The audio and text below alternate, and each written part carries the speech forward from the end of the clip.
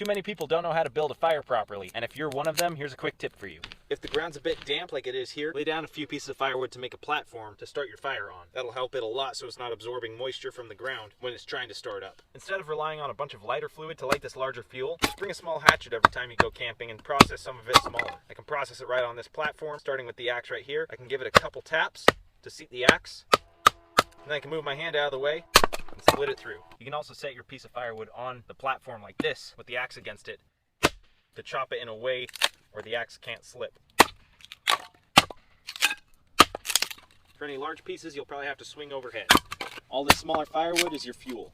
Now we need to split some finer to make kindling. For that, you'll take your knife. This is the Sage Smoke Survival Bushcraft knife. I'll have them available on my website soon, so check in for that. Place it on top, take another piece of firewood, and hammer it through.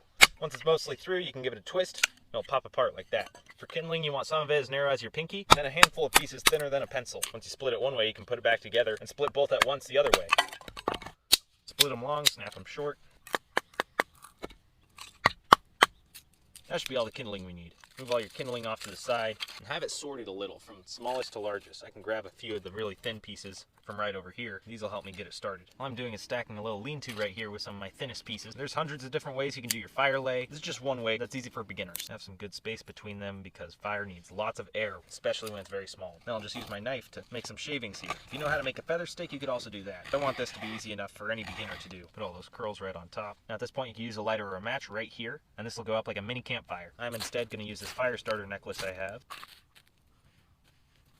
Make sure it's only the smallest kindling over that flame right now. Once the kindling gets going, you can add some larger. As that starts to burn as well, go to your larger fuels. At this point, I'll crisscross them when I put them on. Kind of a log cabin variation. And that gets a very efficient burn that produces a lot of heat. I'm good to just build a small log cabin. Throw a couple big pieces on there, space between them like that, and that'll burn for a good while.